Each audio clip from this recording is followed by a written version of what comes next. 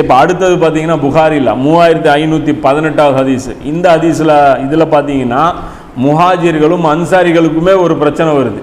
இவங்க என்ன பண்ணுறாங்கன்னு பார்த்தீங்கன்னா, ஒரு போருக்கு போன ஒரு இடத்துல, ஒரு தண்ணி பிடிக்கிற இடத்துல ஒரு விளையாட்டாக ஒருத்தர் அப்படி பின்னாடி ஒரு தட்டி விட்டுறாரு.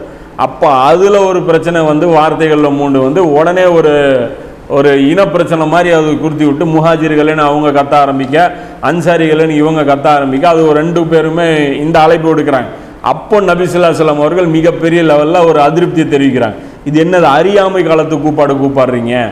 முஹாஜிர் அன்சாரி இது தானே அல்லாஹ் வச்ச பேர் தான். முஹாஜிரும் அல்லாஹ் தான் வச்சான், அன்சாரியும் அல்லாஹ் தான் வச்சான். ஆனால் அந்த பிரச்சனைன்னு வரும்போது பிரச்சனை தான் பார்க்கணுமே தவிர கேங்கு சேர்த்தக்கூடாது. ஏன் பிரச்சனை, எனக்கு எங்கள் ஆளுங்களாம் வாங்க, உங்கள் ஆளுங்கெல்லாம் வாங்கன்னு இப்போ கூப்பிட்றோம்ல. இப்போ இன்னைக்கு பார்த்தீங்கன்னா இந்த இயக்க சண்டைகள் அதே மாதிரி தான். எங்கள் இயக்கங்காரெலாம் வாம்பான், யார் பக்கம் நியாயம் இருக்குது, என் இயக்கங்காரன் என்ன பண்ண அதெல்லாம் கேட்க மாட்டான். என் இயக்கங்காரனை அடிச்சிட்டான் வாங்க அப்படின்னு சொல்லி உடனே குப்புன்னு வருவாங்க.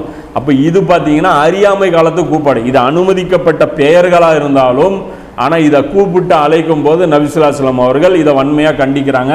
அப்போது இந்த பிரச்சனைகள் இது மாதிரியான விஷயங்கள் இருக்குது பாருங்க, அது எப்போ வேணாலும் அது தூக்கும். அது அது ஸ்லீப்பிங் மோடில் இருக்கும். அப்போ ரசூல் அப்பப்போ அதை ஆஃப் பண்ணிகிட்டே இருக்காங்க. இன்னொரு இது பார்த்தீங்கன்னா ரஹீக்கில் வரக்கூடிய ஒரு சம்பவம்.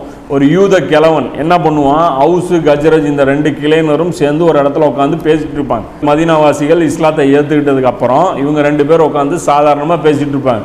அப்போ அந்த யூத கிழவன் பார்த்துட்டு இருப்பான், என்னடா ஒரு காலத்தில் அடிச்சுக்கிட்டு கிடந்தவங்க இன்றைக்கெல்லாம் பார்த்தீங்கன்னா ரொம்ப ஃப்ரெண்ட்லியாக இருக்காங்க அப்படின்னு சொல்லிட்டு நேராக போய் ஒரு ஆள்கிட்ட போய் பேசுவான். பேசிட்டு என்ன சொல்லுவான், இந்த புவாஸ் போரில் இவங்க ஆளுங்களை நீங்கள்லாம் போட்டு புரட்டி எடுத்தீங்களா, அது கொஞ்சம் பாட முடியுமா? உடனே அவர் என்ன பண்ணுவார், அப்பாவித்தனமாக அவர் பாட ஆரம்பிச்சோன்னே இவர் என்ன பண்ணுவார், இவர் பதிலுக்கு 2-3 விஷயங்களை இவங்க அடி வாங்கின அந்த சம்பவங்களை எடுத்து பேச ஆரம்பிச்சிருவார்.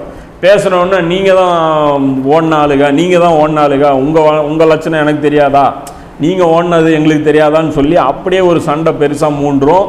அந்த நேரத்தில் நபி ஸல்லல்லாஹு அலைஹி வஸல்லம் அவர்கள் அதை தவிர்ப்பாங்க. அப்போ விஷயம் என்னென்னா, இந்த குலப்பிரச்சனை, அந்த இனப்பிரச்சனைங்கிறது அது உள்ளுக்குள்ளே அப்பப்போ இருக்கும்.